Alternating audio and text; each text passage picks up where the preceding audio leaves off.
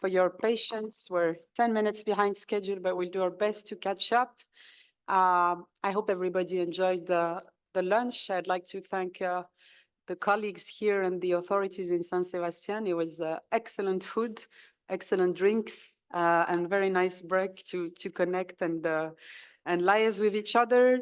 We're now moving to the third thematic spotlight that we have selected for this roundtable, which is on how to deploy decentralized development cooperation and city-to-city partnerships globally to advance the localization of the SDGs. We'll use the same format as for the previous two sessions. So we'll start with a keynote, then we'll have a sort of mirror presentation on ongoing and related OECD work, and then we'll have a panel to provide deep dive and very practical insights from a handful of stakeholders. So my pleasure now to invite our keynote speaker to get us started here, Shipra Narang Suri, Chief of the Urban Policies Branch at UN Habitat, co-chair of Local 2030, and co-host of the 7th roundtable on the SDGs. You have the floor, Shipra, DDC and city-to-city partnerships. Thanks very much, Aziza. Welcome back, everyone. I don't have a PowerPoint, so I will keep my voice loud in order to keep everybody awake. So please don't mind. But it's really great to come back here this afternoon and try and build on what was discussed this morning with the very interesting two thematics that we already had. And this one is really much more cross-cutting in some ways, and as an instrument of advancing localization. How do we deploy DDC and city-to-city partnerships? Now, we don't need to repeat this, but we must repeat this. 12% SDGs, only 12%, or some figures say 14% or 15% are on track. Everything else is not on track, either stagnating or regressing. So that's the first thing. And it's for a number of factors, but it's also compounded by a number of factors, which is the rising geopolitical tensions. We know those, the ongoing conflicts, the increase in inequalities, poverty. We know the numbers. Poverty has risen for the first time, in a decade, and economies are struggling. OECD knows this better than anybody else under the cost of living crisis, rising debt.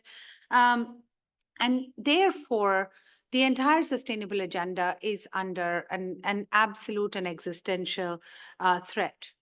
But we also have the other trend, which is the trend of urbanization. We know that almost 70% of the world's population will be living in cities, in urban areas by 2050. Who was saying in the previous session, young people come to cities. The urbanization is, the young people see the potential in cities, and that's why they move. Opportunities are in cities. People go to cities for various push and pull factors. And therefore, that number is not going to slow down, is not going to change.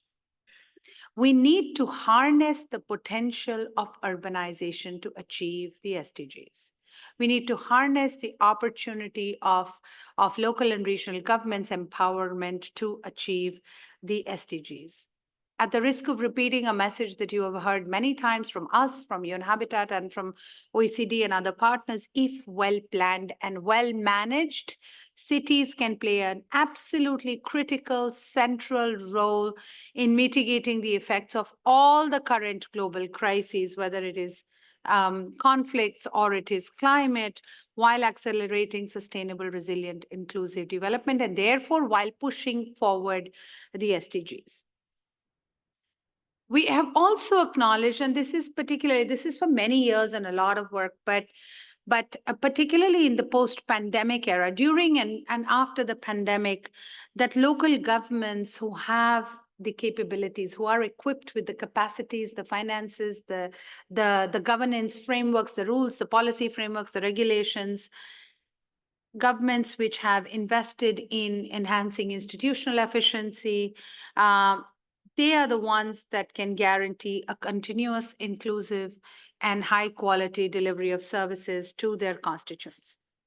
But this acknowledgement has not translated yet into a widespread, sort of very concrete support to local and regional governments. Unfortunately, we're sitting here today in this room, just like we do many times a year, and still lamenting the fact that local governments are not supported fully through the right governance frameworks, through financing, and through the right capacities. Data, capacity, and finance gaps are the ones that are jeopardizing many of the advances that local leaders are facing. And we put that very strongly forward when we worked with the OECD Development Center on the G20 discussion a few years ago, where we said these are the three gaps, and unless they're addressed, nothing will change. Now, decentralized development cooperation and city to city partnerships based on peer to peer learning have emerged as really interesting instruments for sharing innovative solutions, whether it is on improved service delivery. We heard so many this morning. The example of Maria was on top of everybody's minds, but also others. Whether it is for improving responsiveness, service delivery, fostering economic development, enhancing resilience. By learning from each other's successes and challenges, cities definitely can implement much more of effective and efficient strategies for sustainable development. UN Habitat has been an important promoter of decentralized cooperation and development cooperation and city to city partnerships over several years. And I will give you just three short, quick examples.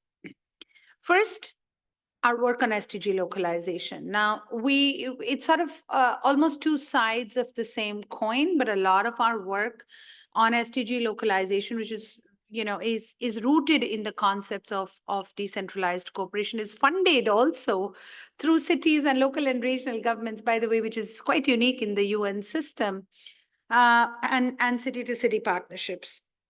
We have, for example, a twinning partnership, a twinning project between the city of Tampere in Finland and Mwanza, a small town in Tanzania.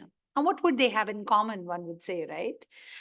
But it is a fantastic partnership, a mutually respectful and engaging partnership that led to the development of Mwanza City Council's first voluntary local review. And Finland, as you know, has been a leader in the VLR space, with Helsinki being one of the first cohorts, and all the 6 cities in Finland have developed their VLRs.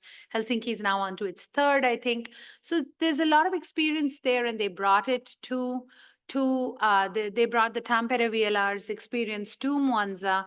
UN Habitat facilitated and supported this process, and it really showed us how city to city partnerships can really drive impactful action and ownership towards the SDGs. We also have a number of global programs where we are working with cities across different regions of the world, to develop their voluntary local reviews. I mentioned voluntary local reviews in the morning. And that, it's not just individual city support, but they're part of this community of cities, a community of learning, that they work together, they exchange what challenges they're facing, who has which data, who has a capacity gap, how are the national governments supporting them, how are they not, where are they getting stuck? And I think that is a very powerful way of really mutual learning. My second example does not deal with local governments, but with other local institutions. And we forget often, we were talking about this last night, that we often forget that local actors do not only include local and regional governments, but also some very important local institutions.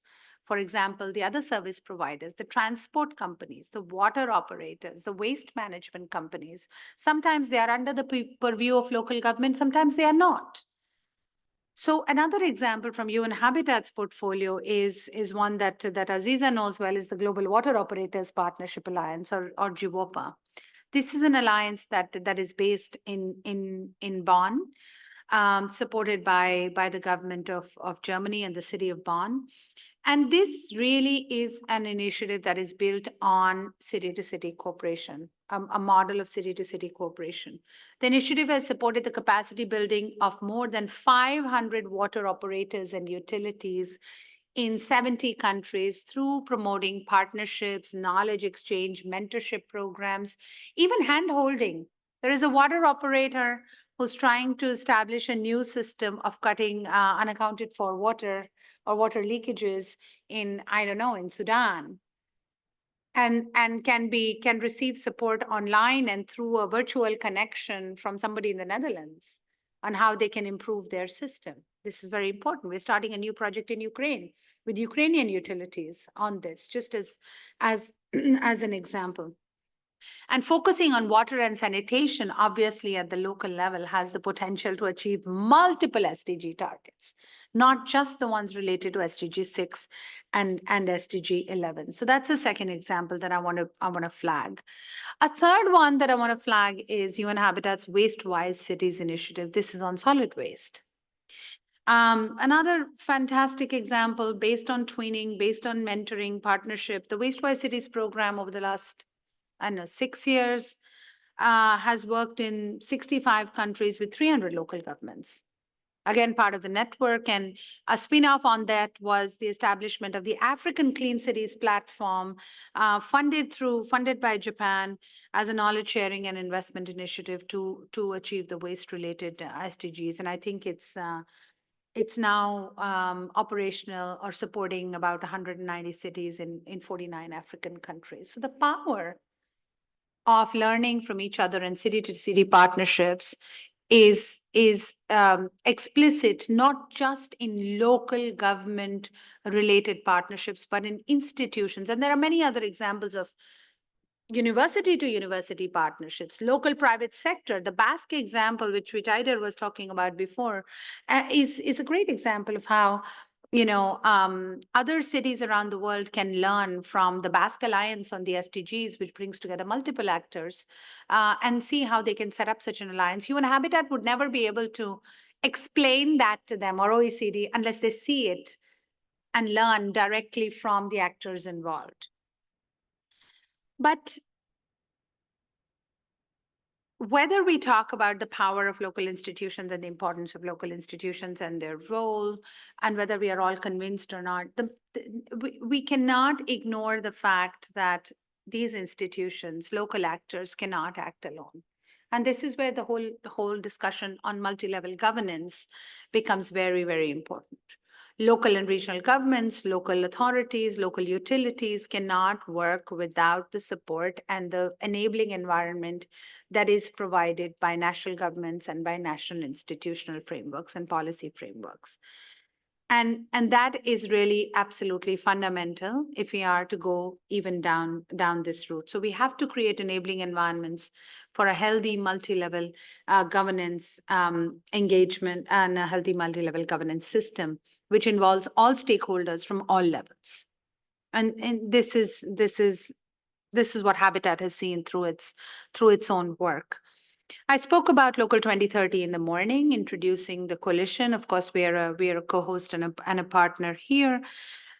But it's important to note that with the work of the Local 2030 coalition and the UN entities that are involved in the coalition, localization is finally getting its due in the larger UN discussion and the larger UN spaces. So last year at the SDG Summit, Local 2030 was identified as a high impact initiative. I talked about that a little bit in the morning. And this basically means that more and more UN entities, even the ones that have traditionally not operated at the local level, are becoming interested in seeing how localization can help advance their work on food, on health, on energy, on water, on various sectors that can advance the SDGs and the 6 transitions. Also in the political arena, last year's SDG summit, the political declaration explicitly referred to member states' commitment to localization. This was a big step forward. A very large number of countries, what we call member states in the community of nations, do not believe in decentralization, in devolution, or in empowering local actors, including local civil society. So this was a big achievement that in the political declaration, localization was mentioned as an instrument to advance the global goals. In anticipation of the Summit for the Future, which is coming up this year in New York, in September, the Secretary General has established an advisory group to himself on local and regional governments. The purpose of this advisory group is to ensure that the vital role of local and regional governments is acknowledged in international multilateral agreements, but more importantly, there is a way that we find to anchor it within the renewed multilateral system, which the SG has said must be inclusive and must be more all-encompassing than what was designed, 75 years ago. So really, we are making progress. At the UN Habitat Assembly last year, for those of you who follow, the urban world and the urban affairs, localization received a recognition as part of a historic resolution, which basically, again, is adopted by 193 member states, asking UN Habitat to work on localization and committing themselves to advancing localization and strengthening multi-level governance. These gains have not come overnight and they cannot be taken for granted. But I think we must make use of them and we must leverage them. Let me quickly, before I close, turn to the EU Global Gateway. I think that's an important piece that we must at some point start talking about in terms of localization. When 75% or whatever is the number, I'm not the EU expert in the room, of public investment in Europe it falls within the framework of public policies, this Global Gateway initiative must have a dimension, must have a local dimension. You can do it through promoting city-to-city cooperation, various kinds of exchanges, capacity building, sharing thematic pools of experts, international alliances, cities learning from each other. All of that is possible. And I think ultimately the outcome of all of that is the strengthening of capacities of local governments, preparing them to receive the Global Gateway investments. Because if money flows and they don't have the capacity, they're not going to achieve the right results. If they have the capacity and money doesn't flow, as we heard from the previous session, then that's also not going to give us the results. So the preparatory piece is very important to prepare the ground for them to receive the large investments that are foreseen to flow through the Global Gateway. Let me close by flagging the roadmap ahead, which is important. Perhaps we can also come to it in the closing, but we have a number of events around this year: the High-Level Political Forum, the SDG Summit, the World Urban Forum, which are moments of opportunity for us to continue this conversation. The World Urban Forum particularly is the theme of this year's World Urban Forum, which takes place every 2 years in Cairo, is "It All Starts at Home." So really, it is about localization, local actions for sustainable development. That is the theme. And all of us around this room have something to say, have something to contribute to this theme, have a wider worldview, a world waiting out there to hear our perspectives.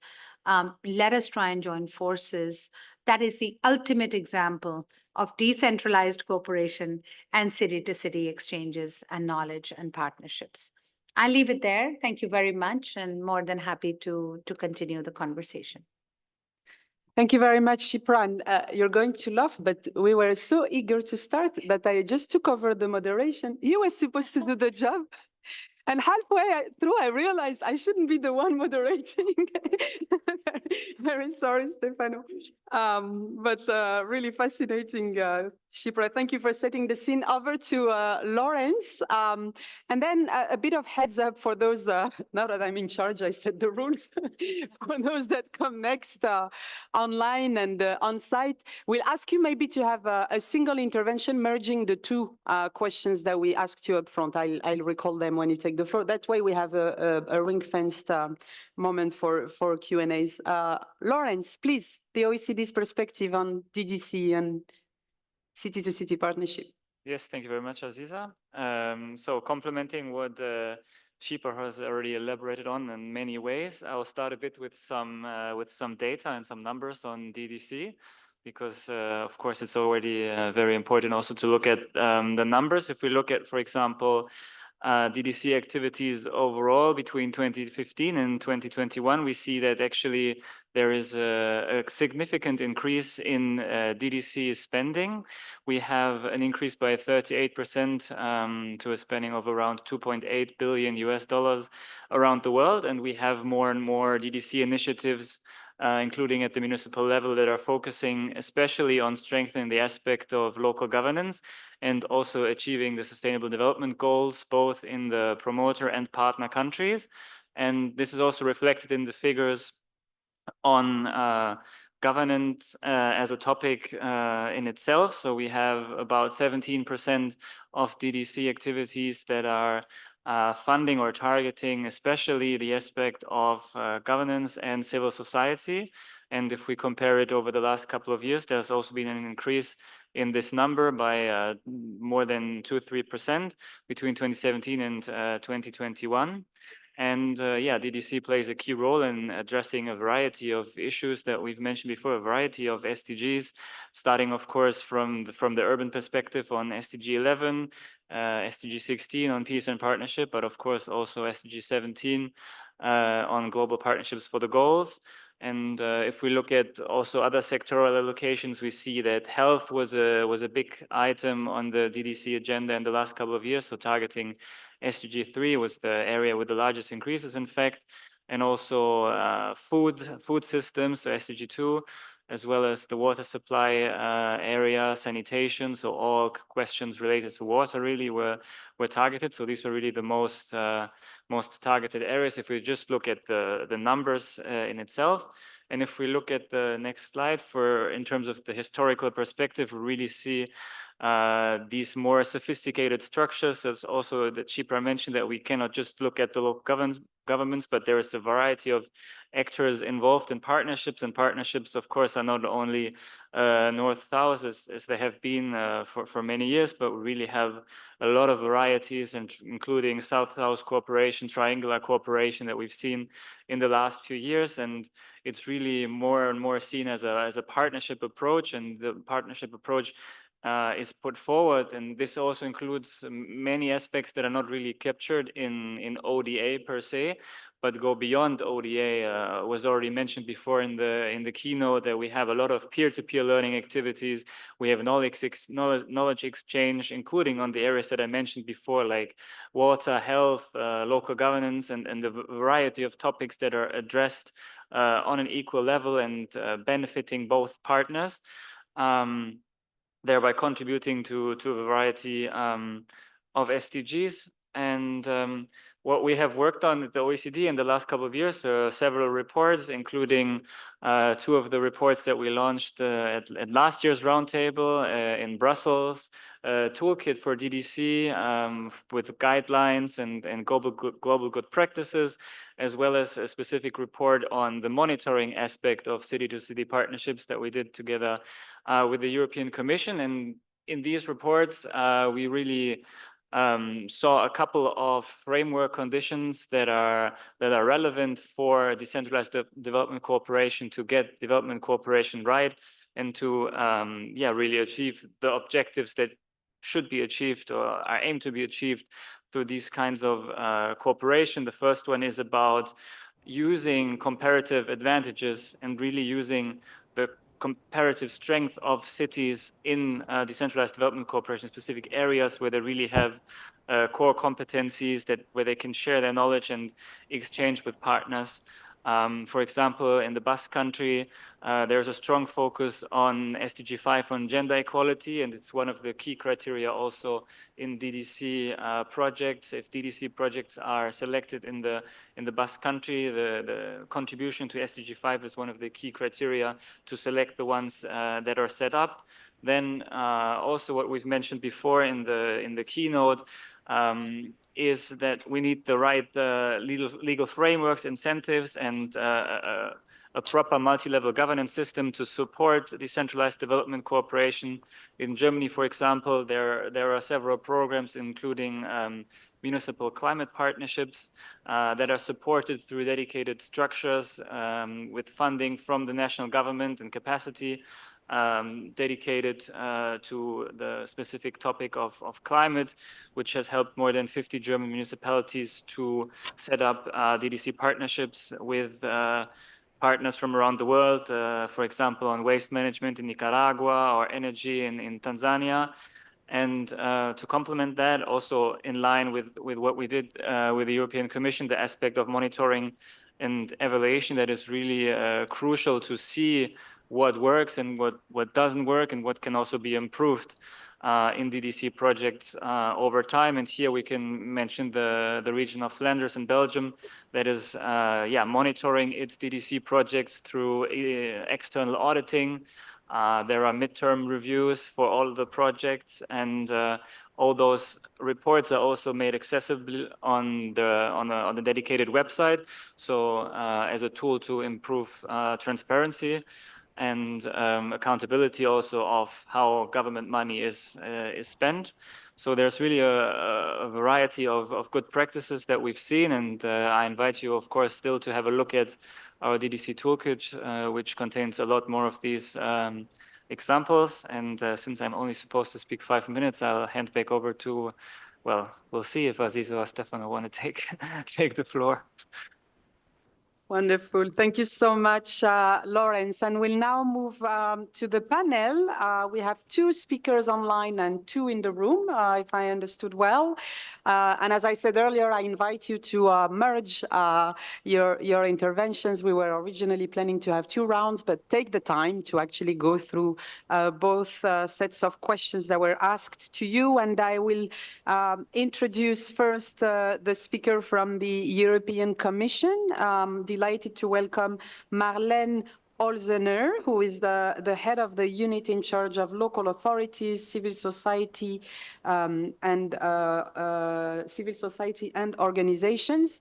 Marlene, we heard about the Global Gateway and the new investment strategy that was launched by the European Commission in 2021, and the extent to which this opens opportunities for local and regional government, but more and going beyond somehow the gateway, INTPA has actually long been working on decentralized development collaboration and supporting partnerships between different cities from the north and the south, and sometimes in a more triangular way. And you've been doing impressive work to actually take stock of the contributions and impacts and outcomes of these partnerships. So I'm also curious to hear, from you the main lessons learned and how you think the next generation of such partnerships can be shaped in a way that it's going further in the localization effort. Thank you very much for being with us. Marlene, you have the floor. Yes, thank you so much. And I have also to thank Shipra because she has very well framed, my answer so that I can say what she has put in terms of, the important things that we should take on board as the EU Commission, the EU in, rolling out Global Gateway and involving the local authority. This is my department, my unit is already doing. So the first that was mentioned, the city-to-city partnership, indeed, we have that. We have that for many years now.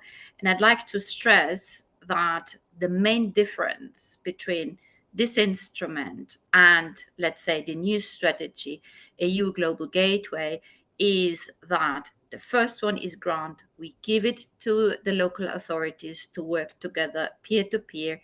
And the EU Global Gateway is in substance not giving grants, but it's guarantees, it's blending. So it's giving money, it's loans. And that is a challenge for local authorities because they have to give the money back.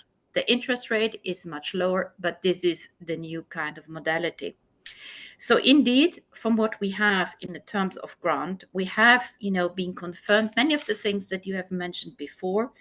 So that the beauty of city-to-city partnerships is really this human-centric approach. It is long-term, and we have seen it's a good lab to test really new and innovative solutions. And thirdly, which I think in a political context, especially in Africa, with all the coup d'etat that we have seen in the past few years, is that we have seen that even in this context where the government changes rapidly, these peer-to-peer exchanges based on the trust that was built between, the local administration, the local authorities, that has remained.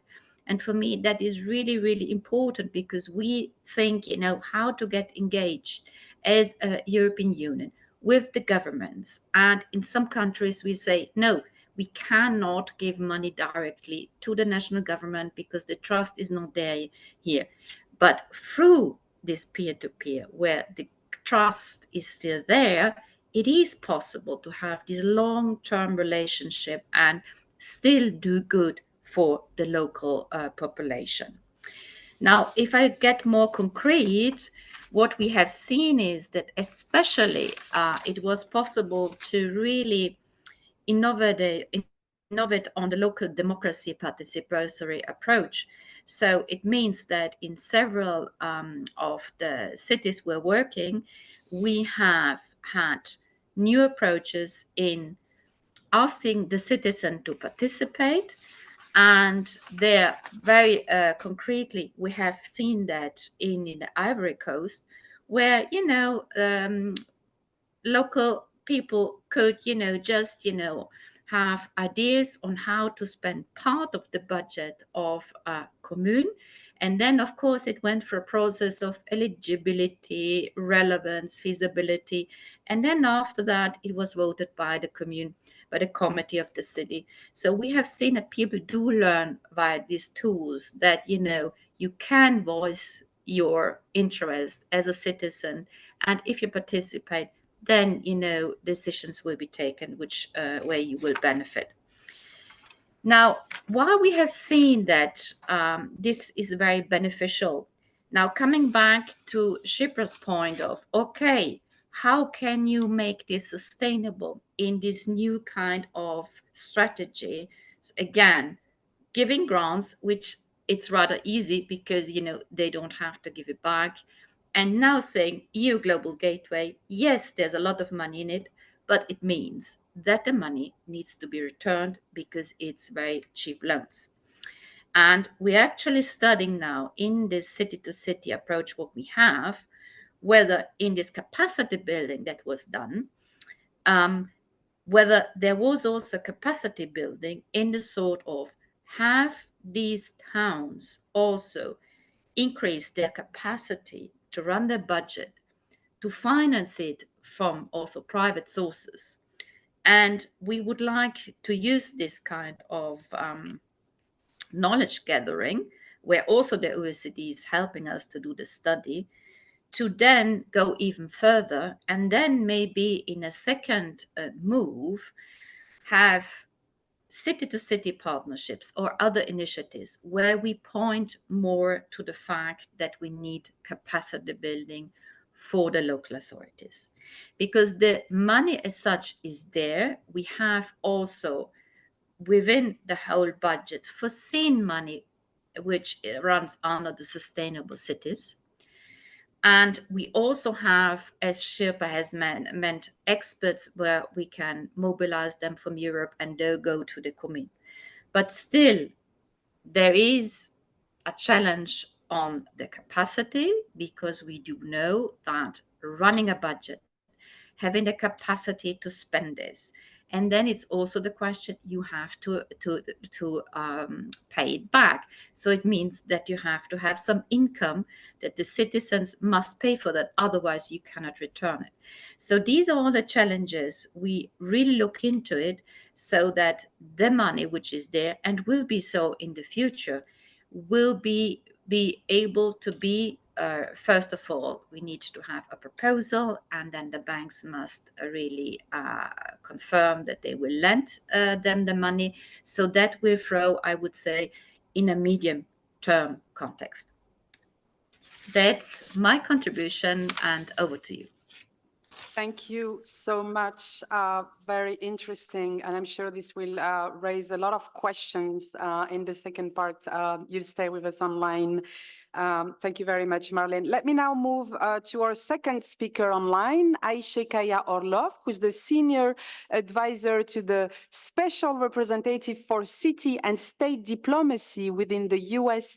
Department of State. In the United States, the Special Representative's name is Nina Hashigian. In case you don't know her, it was really a great piece of news, her nomination and the very active role she's been playing in this field of city diplomacy in the past few months. So Aisha, we're very keen to hear from you, about your role.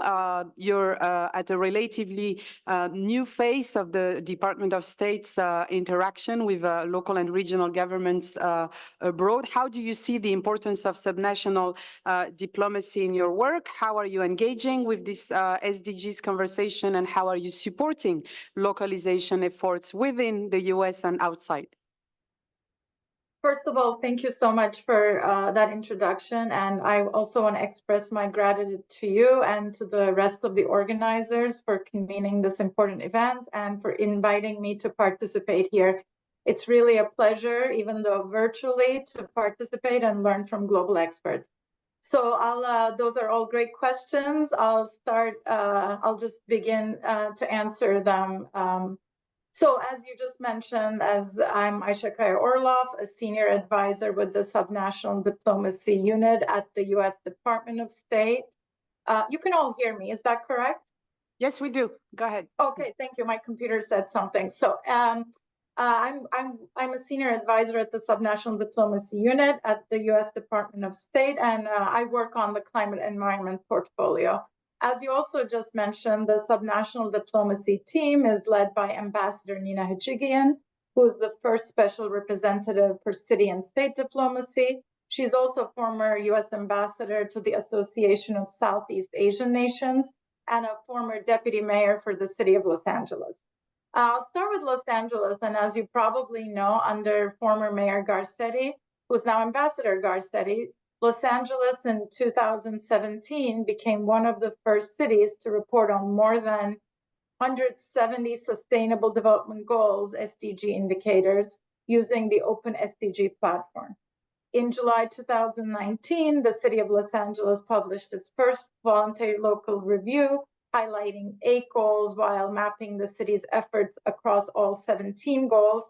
And in September 2021, Los Angeles published its second VLR, the Voluntary Local Review, with new data and programs that advance the SDGs in LA. So our team has a special appreciation for the 2 themes that we're discussing today, SDGs and the role of cities. Let me now go back to your question on the role of subnational diplomacy and our unit. I think the creation of our unit in October 2022 as part of President Biden's Foreign Policy for All Americans agenda shows how important localities have become to different aspects of US foreign policy.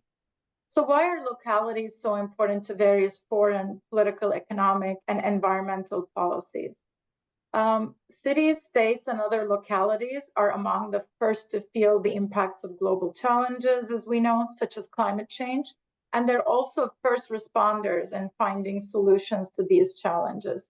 They're closest to the communities they serve, so we believe we have a lot to learn from them and their creative solutions to global problems.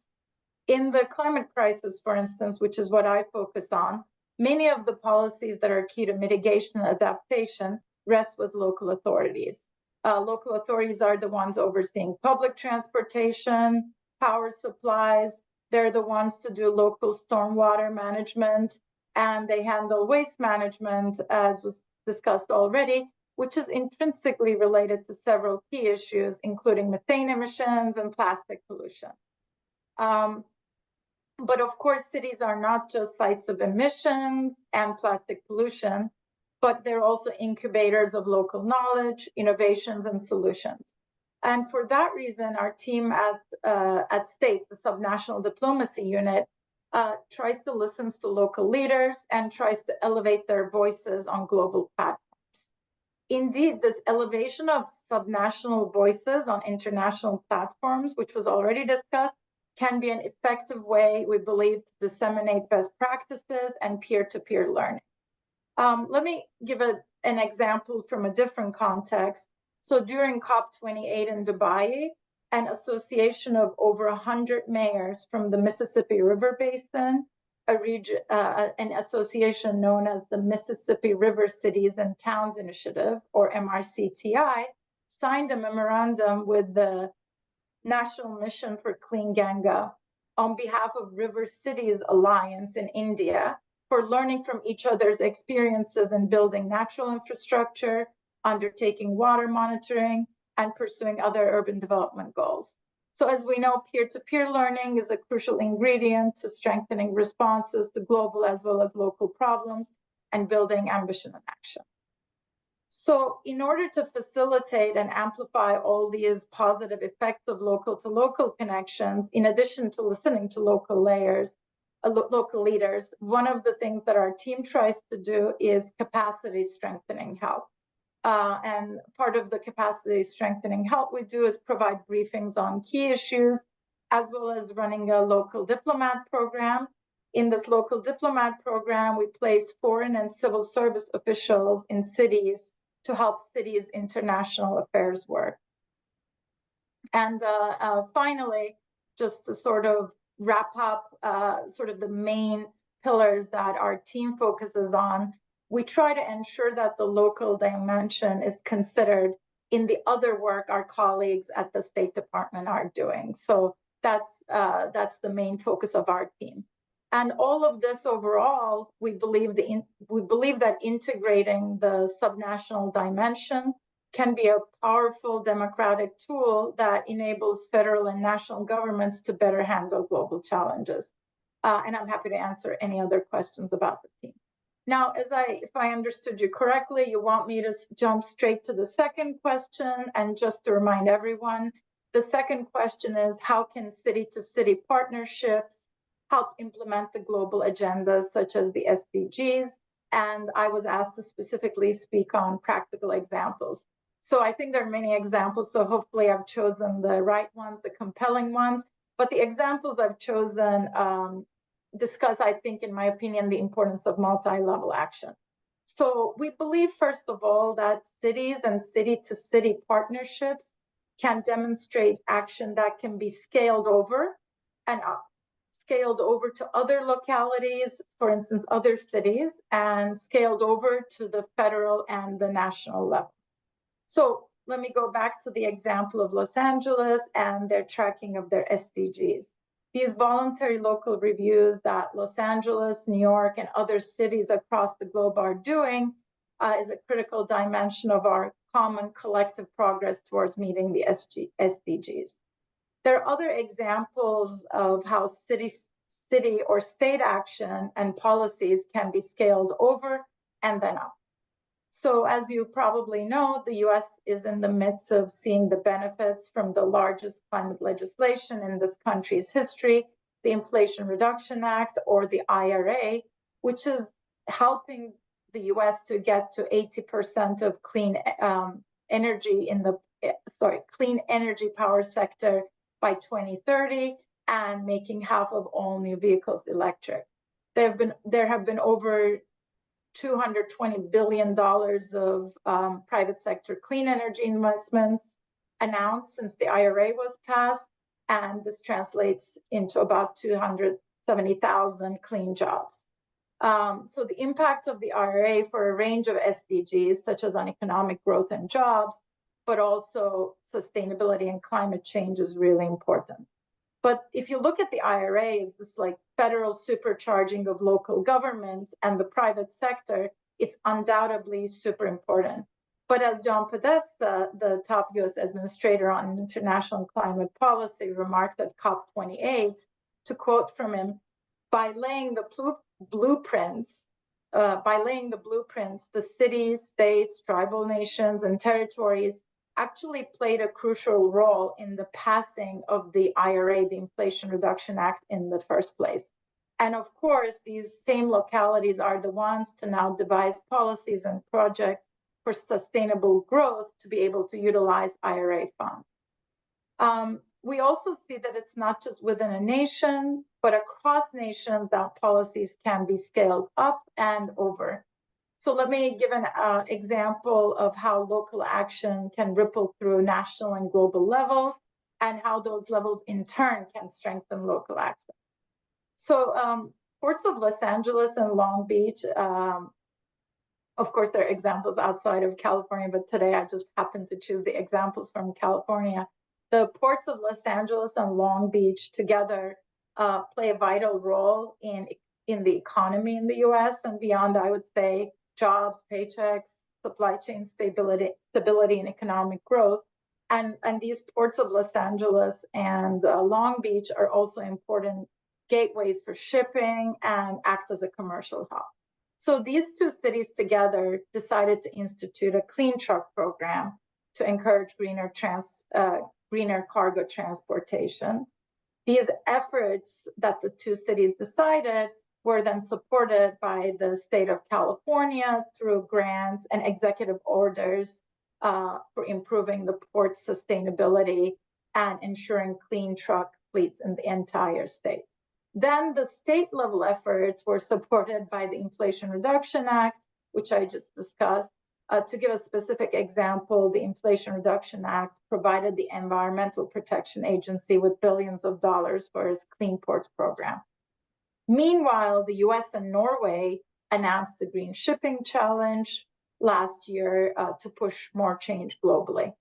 So and while this is going on, these two ports in California are also making connection with other major city ports, particularly in Asia, to create green shipping corridors. So I hope, as this one example shows, local action can inspire national and global connection that can help us achieve our goal of a more stable climate. So because there are these huge opportunities for local to global dissemination of best practices, I think the work that you're doing, OECD is doing, such as the Champion Mayors for Inclusive Growth initiative, or this event, as a matter of fact, are very important. So thank you so much again for the opportunity to be here and for all the great work you're doing to amplify subnational connection. Thank you very much, Aisha, and stay online with us. I'm sure there will be a few questions directed to you and in light of these very concrete and practical examples you shared.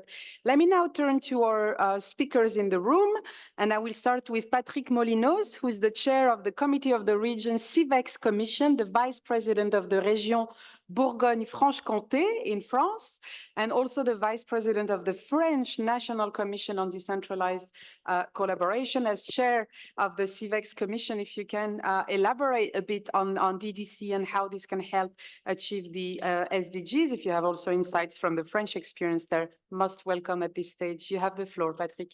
Merci beaucoup, madame. Thank you very much. Hola a todos, todas.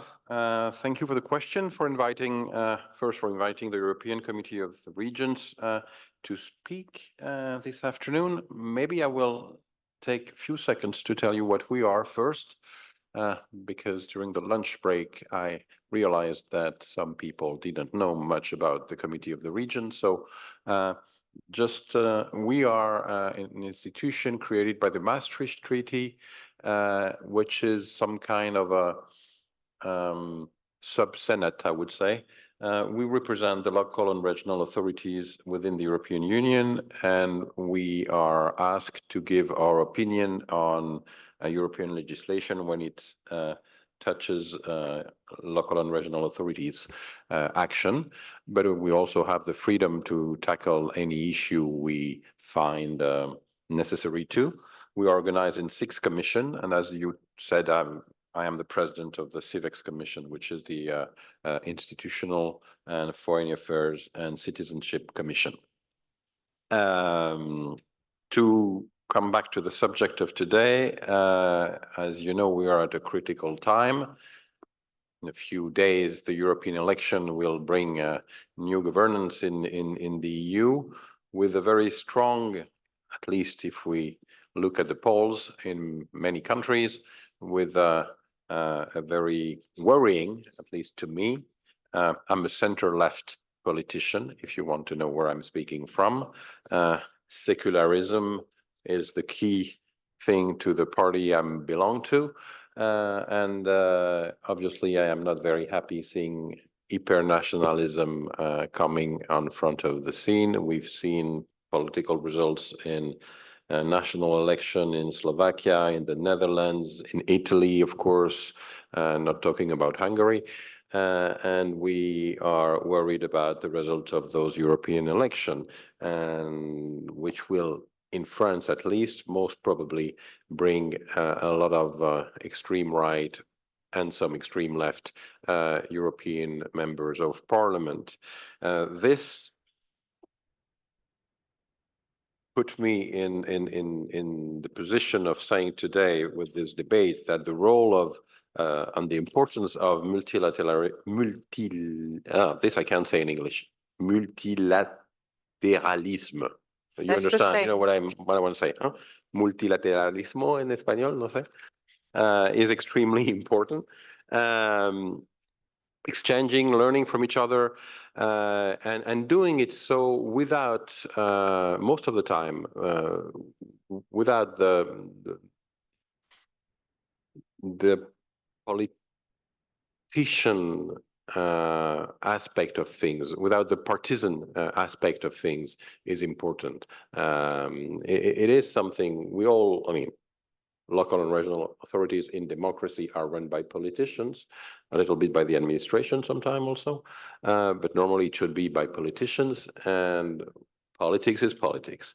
But when we speak at international level, I think we can be more objective, more truthful to the goal we want to achieve. So it's extremely important to keep those relations.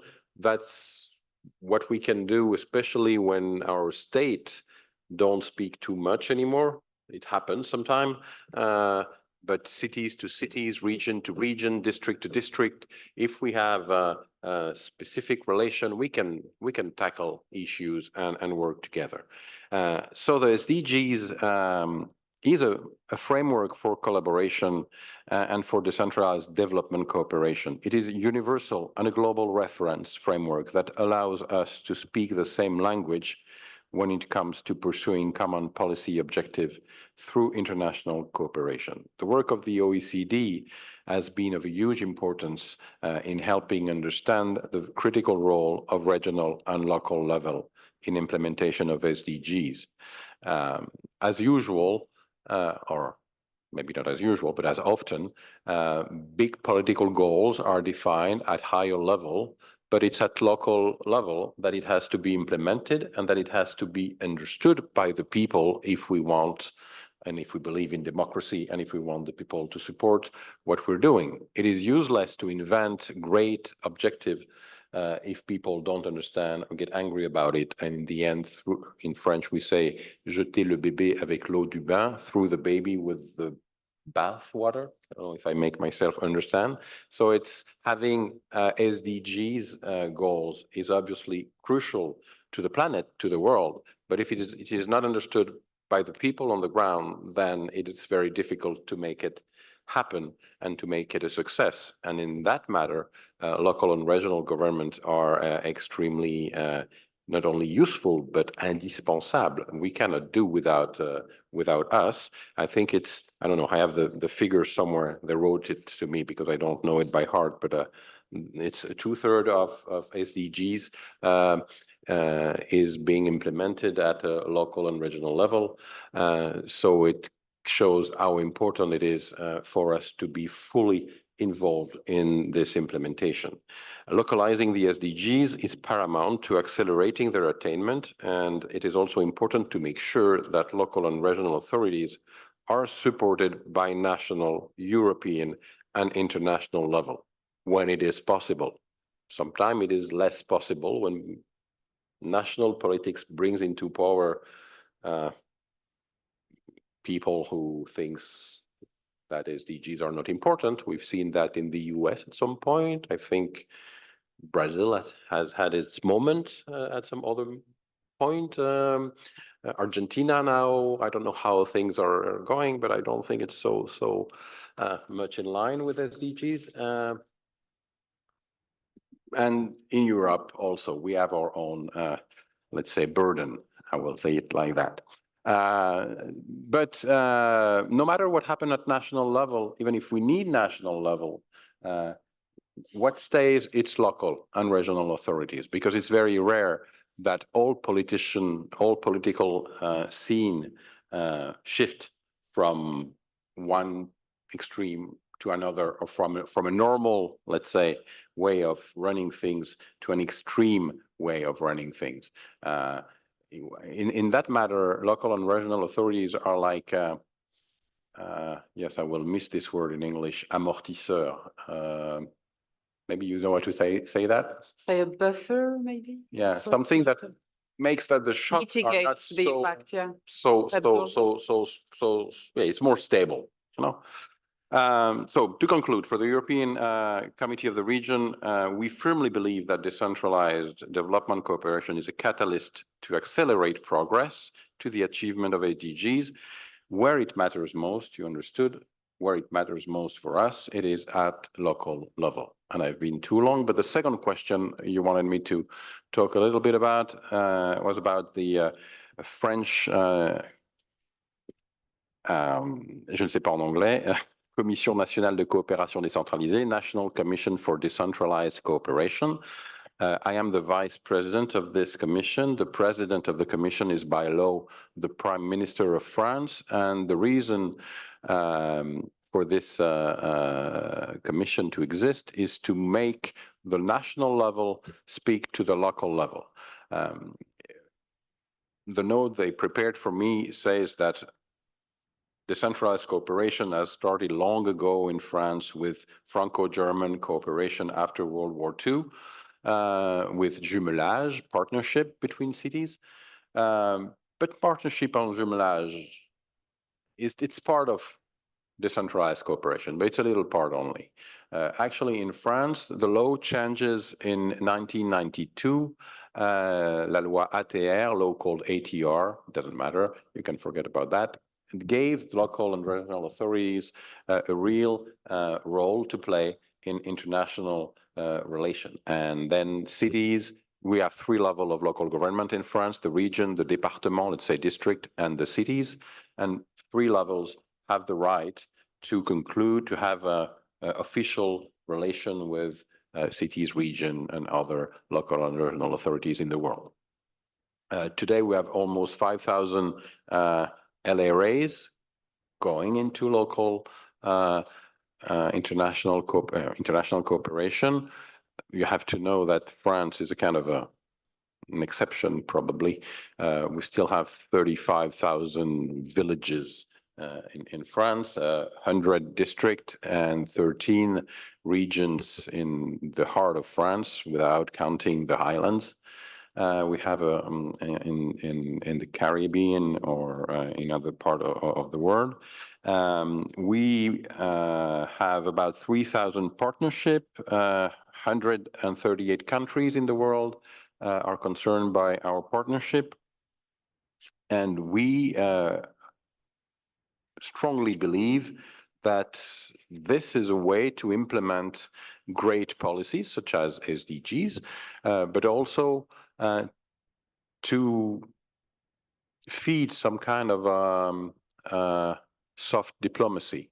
Again, when state-to-state relations are getting tense, for example, right now, not right now, but at some point with Turkey, may have been difficult, but we kept the link from cities to cities through the Committee of Region, for example. So again, we really believe that we have to push our local and regional authorities to have those international relations, not only to help when some climate catastrophe arise, earthquake or something like that, but really on the long run. It is a tool to make humanity understand each other better, to put forward that we all have something in common, even if we all are very different. We're all different, but there is something we have in common, and we have to put this really forward, and that is what decentralized cooperation allows. We I don't say we can be an example because, or we can be a good or a bad example of how we work, but we at operational level, we can consolidate data on ongoing project through this commission. This addresses one of the key gaps that you at the OECD highlight in your studies on DDCs, the lack of consolidated data and evidence. And with this commission, we do that because we kind of force ourselves, LRAs, but the state too, to bring the data. It's not easy. Huh? We're supposed to meet twice a year with the state, and sometimes we don't succeed. We are not recorded, are we? Yeah. The meeting in December did not happen, and I just got the date for the meeting in June. Sometime getting the minister around the table is kind of difficult. It also helps to foster exchanges of good practices, which is really important in a context where new actions of decentralized cooperation are being developed. For example, to support cities and regions in Ukraine, when I took over the vice president of this commission, I created a working group on Ukraine. And we are working on two main topics. The first one is to write a vademecum to help French local and regional authorities to engage decentralized cooperation with Ukraine, which is difficult because it's far somehow. It's not as easy as Germany. And it's a country at war, and we have many practical problems to actually make this cooperation concrete. So we're working on this vademecum, and we're also using this commission to organize a big summit of French and Ukrainian local and regional authorities at the end of the year. And then the third aspect of the CNCD, of this commission, the third important aspect is governance. It brings us, local and regional authorities, together, and it forces somehow the government and the state to speak with us. Sometimes it works well, sometimes it's a little bit more difficult, but as long as we exist as by law, we have to meet and we have to speak. And if we don't speak, if we don't meet, we can complain, whether the state or the local and regional authorities. Of course, the system is not perfect. That's not what I'm saying. I'm not selling you the French system. I'm just saying it's a tool. It's not a perfect tool, but it's a useful tool. And it helps raise everybody's attention to the subject that we think are important. When I say everybody, I obviously speak about LRAs as well as the state, and I see I am too long as usual, so I quit here. Madame la Présidente, pardon. Sorry. Thank you so much. It's really hard to cut you off, all of you, because you're so passionate and interesting in what you're reporting, but we'll leave a little window for comments and Q&As. And let me now turn to our fourth and last, but certainly not least speaker, Maria Koenig, project manager within GIZ. Maria, very happy to have you here. You've been doing great work in Germany to take stock of the long-standing experience you've had in decentralized development collaboration. You've been using a number of vehicles to do that, including dedicated work with Stefano and his team at the OECD. I would like to know what are the main lessons that you've drawn from this sort of distant review of how you've been doing things and whether they've been successful or not, and in particular, how you think these partnerships have also contributed to advance the localization agenda in your partner countries and within your partners at large. Maria, you have the floor. Thank you and good afternoon. And as I understand, we are being recorded, so it's of course successes only, but yeah. Yes, my name is Maria, and just to position the role and the mandate. So SDGs, the Technical Cooperation Agency, where on behalf, or I'm also speaking here on behalf of our Ministry for Development Cooperation, who is engaged in or has the role mandate of the political steering for decentralized cooperation in this respect, and that's the division of federal, states, and local authorities. And as you said, yes, we've been engaged and learned a lot through this first study with you on decentralized cooperation in Germany. And actually, for me, one of the important insights also that in relative terms and looking in comparison to the other ODA countries, that it's the largest share that is spent here in Germany. And yeah, it's also symbolic probably, and that was, the study was carried out at a time when it wasn't yet obvious how this also materializes, and really now is a strong a catalyst for decentralized cooperation, as bad and terrible as the situation is in Ukraine. But that really is a very insightful example, and demonstrate how strong this policy field can be. Because I mean, currently we count about over 200 partnerships, very different forms of partnerships between or levels and of administration in Germany, and also including the utilities, the water operators that were mentioned before. They're also very strongly engaged in partnerships there. And regarding the study, as you asked, so overall it shows this great potential, as just outlined with the example of Ukraine, but of course also highlights the room for improvement on different areas. So that's on the policy, strategic level priorities. It's on how to link, how to elaborate further on this multi-level governance that we have. So, for example, how to link the central approaches with the decentralized ones, how to link again the different decentralized levels. So, for example, we have federal states very strongly engaging in development cooperation, and how they can again maybe also involve municipalities and their cooperation efforts. That's one sort of line. And then there is, of course, the data and information aspect where you also come in very strongly. And then in terms of also the question was, do we use the recommendations, and in what way? So it's an ongoing process. I mean, it's been a year and a half, so we're still in this process. So as I said, so for programming, for example, in Ukraine, we're looking at how maybe different levels of governance and decentralized cooperation can interact.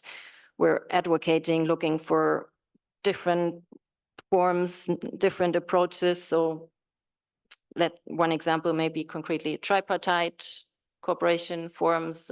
So maybe that's a way to engage France on the table, but it's also a very common setting. For example, is German, Polish, and Ukrainian municipalities. They each have their like strength and aspects to bring in. And this is also really important because in a way there's probably a limit to individual cooperation. This can by far probably not meet the whole demand. And like one example, Ukraine again, only there is about 120 municipalities that we are aware of that are searching, that are keen to engage in a twinning and a partnership. So we may have to, of course, engage hopefully other countries and actors worldwide, but look also for other networks and ways of partnerships. And then there's strategic discussions that for example, also my team role is to advise the ministry. So how can we also build on this very positive political and society reception that decentralized cooperation has, because it's a very hands-on, it's very concrete, it's something that people understand. It's a form of development cooperation that is understood. And this is really an important narrative amidst this general and widespread development criticism that we are now facing, and that we have to defend budgets, and that we're struggling in a way. So we see this as an important field and way to support. And then you were also asking, because there is another study coming up soon. So what are you, and work cooperation with you, the OECD, what we're expecting from this? So that would be really to go deeper into this claim that yes, the partnership, the peer learning formats, they clearly, there is no doubt that they do create an impact, but what is this? So this claim to shed light on this, and concretely to test and validate the framework that you've developed with the European Commission that Lawrence was also mentioning earlier, and have the specific outcomes on local governance, on SDG achievement documented, and then again give us more confidence and for our arguments. And in doing so, that's something that I would also very concretely expect and see from this, appreciate also this huge diversity, rich diversity of partnership approaches that we have. So that really it's not just city to city, but it's also districts, it's small, it's municipalities, it's the federal states, as I mentioned, it's the municipal enterprises that are really engaged, so that this diversity also is brought to light. And then for some ideas or examples that we already see in the different forms of cooperation. So it's really what has been already mentioned, and again, maybe the good example of the utility, or you call them water operator partnership, that they really have a direct contribution on improved basic services, through the peer learning format, and that again really helps, as we see in many settings, that increase trust in the authorities, because service delivery is improved and local solutions are found. And this is again also highlighting maybe the peer aspect. So it's really not only about the partner countries. It's something is coming back to the German side. So there is, like, take the example of flood and drought. This is something that we're facing all over, and we have to learn and find ways to deal with it. And this is one typical field of learning also for German partners. And and then there is maybe again, highlighting this, the involvement, it cannot be and should not be underestimated, in my view, how we also give a sense of agency to the German stakeholders involved through the engagement, that they really get a first-hand experience to be involved in such partnership approaches, and that this helps us again to gain understanding and involvement, and in a way win the more hearts and minds of people, in light of the criticism we have, because I think we also need to be honest that it's still, maybe niche is sort of putting it too, like, being too pessimistic. It's a growing trend, but I would still argue it's probably not. There is much more potential, and to engage many more subnational actors, and municipalities in development cooperation. And let's hope we can go and see the glass half full and fill it further in the upcoming months and years. Thank you. Excellent. Thank you very much, Maria. Let us now open for questions or comments or reactions. So same as in the morning, if you're in the room, you just raise your flag until you're given the floor. If you're online, you signal yourself via the Q&A function. And there's already a question online that maybe I will direct to the representative of DG INTPA at the Commission, Marlene, if you're still with us online.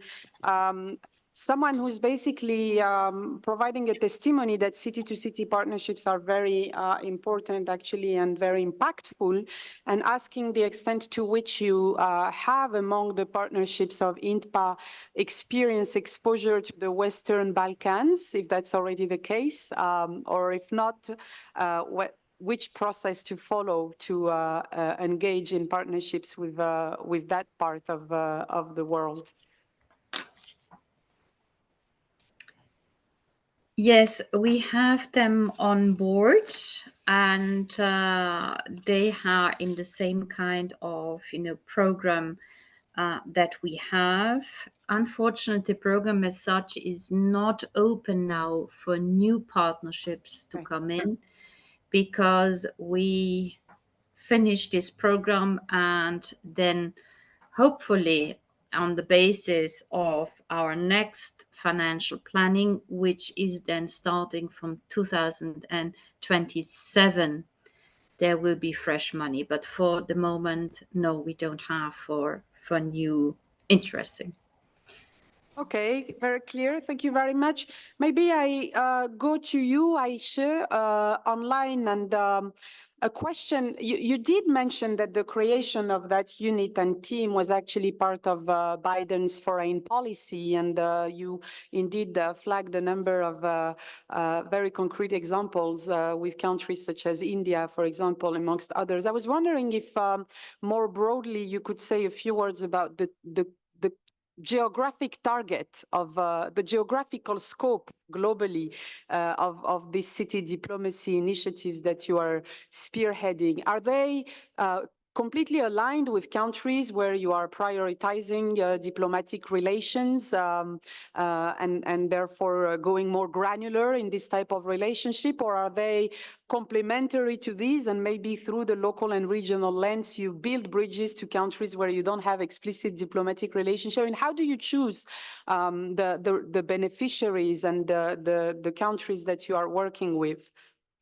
Yeah, thank you for the question. I would say it's not that we're always in a position to choose, but we get chosen too, right? So I don't think there's a specific focus. It's more of a, whenever these relationships are forged, it's about mutual learning and an overlap between interests on, shared common goals. So in that sense, there's no specific geographic focus, and we're open to collaborating with global subnational actors. Now, let me say three specific things, and sort of maybe this gets to the idea of geographic focus too.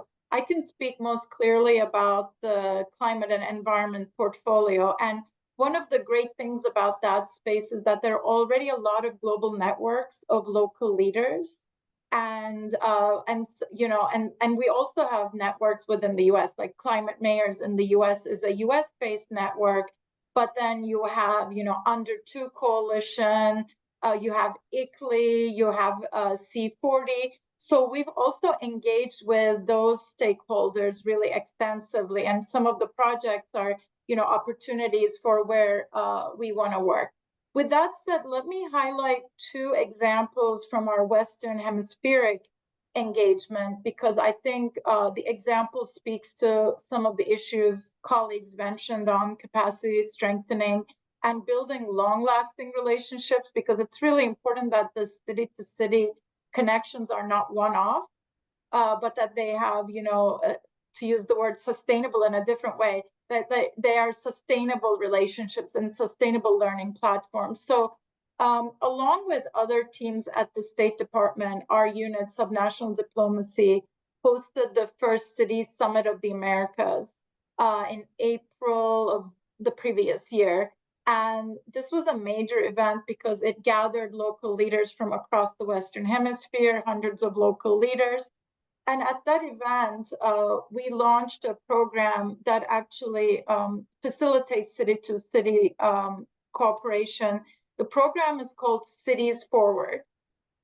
And basically what it does, it pairs US cities with their counterparts in Latin America and the Caribbean. And these city pairings work together on sustainability projects. We have implementing partners, so we're not implementing it, but we have implementing partners from the non-state sector. And the states get together and sort of launch the project from conceptualization to the implementation stage. And some of the help that capacity strengthening help we've provided, in addition to workshops by implementing partners, let's say on municipal finance. As the State Department, we've also been working on sort of climate finance and how cities on their own can access different sources of climate finance. So I hope that provides another concrete example of city-to-city partnerships that we're trying to facilitate or support. Great, thank you so much. I see two flags raised, so I'll give you the floor first. If you can introduce yourself, then we'll go to Javier. I'll ask you please to be brief, and then if you prompt responses from any of the speakers to target the speaker you have in mind, go ahead and introduce yourself, please. Thank you very much. I'm Aranata from UNETA, civil society organization here in the Basque Country. I'm addressing this question mainly to Patrick, but maybe other speakers could contribute. I would like to know your thoughts on what is the impact, the current and the potential impact of decentralized development cooperation for the localization of the SDGs locally, the resources, knowledge, and partnerships that we develop internationally. How can we make best use of them to the local transitions that we need to address to advance on the SDGs? Are we tackling the full potential, or what else could we do both? And I like your view, both regionally at state level and at the Committee of Regions. What are your thoughts on that? Thank you very much. Well, I have no data to tell you exactly how important is the importance of SDGs in decentralized cooperation, but it has the level of importance that local and regional authorities give to those issues. For a city or region which is not interested in SDGs, of course, there won't be SDGs in the decentralized cooperation from one side, but maybe it can come from the other. Usually when we have decentralized cooperation, we have some kind of a memorandum of understanding or global agreement where we write that, okay, we love each other and we're going to work on, I don't know, environmental issues, social issues, blah, blah, blah. And then we have specific working plan every year, every 2 years. So normally the general framework is wide enough to let come into the annual plan different new issues every year or every 2 years. So I cannot tell if 90% of decentralized cooperation integrate SDGs or no. Actually, I don't know. If the administration knows, maybe they can. I don't know. I don't think we have the data. We may have them at the French level through the CNCD if we ask for it. Once again, it's the fruit of a political will. Can I maybe piggyback, Patrick, because you were sharing some thought-provoking statements about elections and the impact that elections are having or maybe having in a number of countries. And I'll leave to non-OECD officials the qualification of what is a populist government or not. But I was willing to pick your brain on the extent to which you think that the rise of the anti-globalization vote, let's call it that way, has an implication or not on the potential of decentralized development collaboration or the SDGs. You would think, and correct me if that's not what your reality check shows, that it would have an impact on the city diplomacy side, you know, it would hinder the fact that maybe some governments may not want taxpayer money to build a well in Burkina Faso, you know, if I want to be simplistic. But you would also think that it may not put in jeopardy the very achievement of the SDGs domestically, because actually many of these kind of political debates are around the cost of living crisis, leaving no one behind, containing, you know, the discontent socially, etc. So are you making a difference, you know, in terms of SDGs, the domestic, the inward, and the sort of outward? Do you see at EU level implications in the elections outcomes that are foreseen and are to be confirmed for this agenda going forward? In general, the populists try to say what the people want to hear. Basically, that's one of the definition of the thing, and usually people are reluctant to change whatever the change is. So my belief, but it's my personal opinion, is that when we have populists in power at national level, and I hear that through the extreme right in France, they actually, yes, they do criticize the use of French money to help Africans or whoever in the world.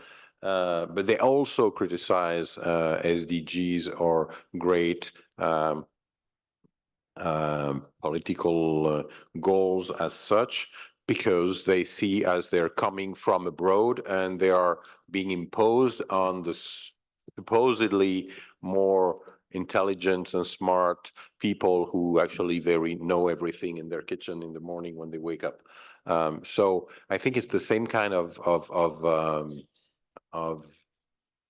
way of non-thinking l'intérêt général, general interest.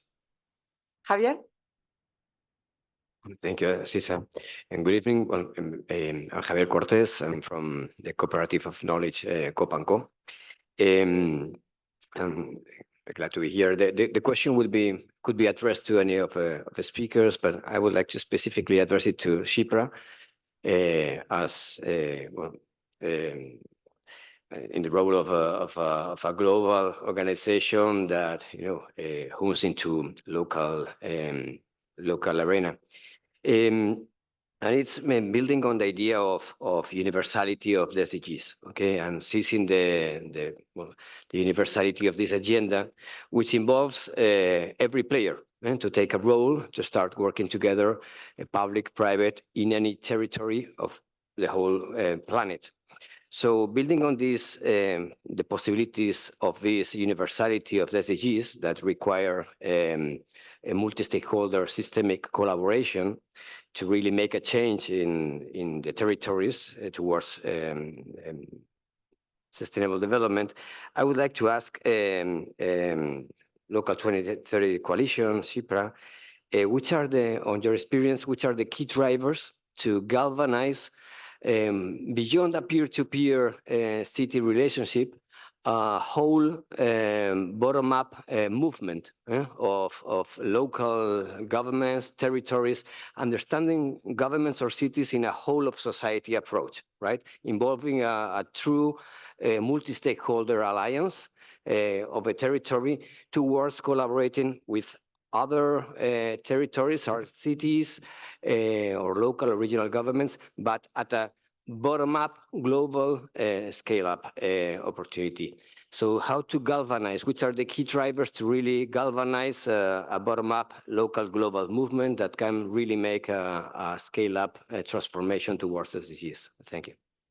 I was going to ask you if you have final insights, Shipra, but given you have a question, it's the question plus any final insights, and then we'll close the session and move to the ways forward discussion. You have Super. Thanks very much. And Javier, thanks for that question. I think that is really going into the final insights I would like to offer. So it's really about, it's a fundamental question. For me, two things. The first three things is data, data, data. The more information, the more data, the more granular information we can share, which also responds to Patrick's point about, governments want to say what people want to hear.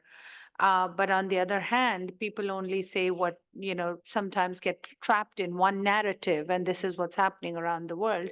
So I think the more information, data, we can provide, the more likely we are to get buy-in and engagement from a wide set of stakeholders.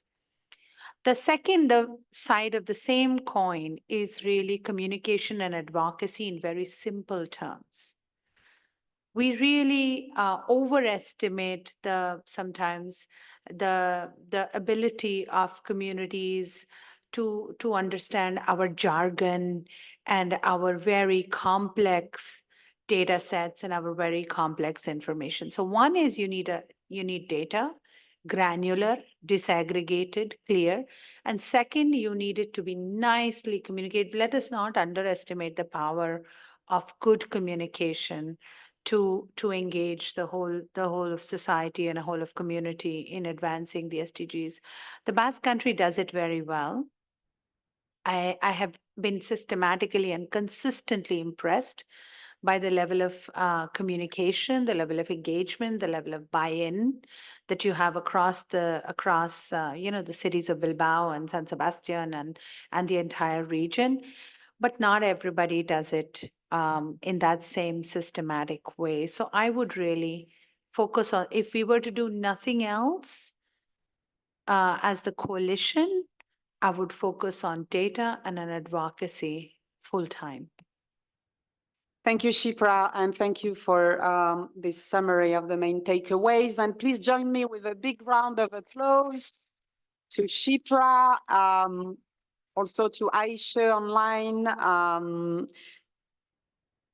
Erica, Patrick, Maria, Lawrence, sorry. Marlene, yes, Marlene instead of Erica. Thank you all so much for your insights. Really wonderful to hear so many positive words and experiences and stories about DDC and the still potential, the great potential that we continue to unlock. And with this, I hand over to you, Stefano, for the next phase. Thank you, Aziza. And indeed, the idea of this final session, this 45 minutes that we have left, is to have a joint brainstorming on what could be the next step for the SDG localization in general, and also what OECD, in partnership with some key institutions like UN Habitat, the Local 2030, would like to do in the next year of our program and beyond. We had really many inputs and ideas in the 3 sessions that we had today. Of course, there is much more than these three topics. So what